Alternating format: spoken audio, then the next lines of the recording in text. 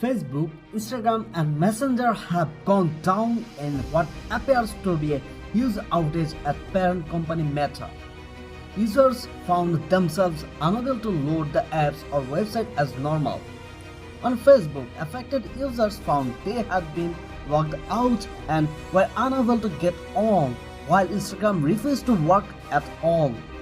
Meta does not run official status pages for its consumer products, and it was yet to post any update on the outage on its official accounts, such as those on Twitter X. Tracking website down detectors showed vast outages at Instagram, Facebook and Messenger on Thursday. However, the problem were spotted right across the world, suggesting that the outage could be global. Meta does operate a status page for its business products, including advertising on Facebook and Instagram. That page indicated that all of its products were working as expected.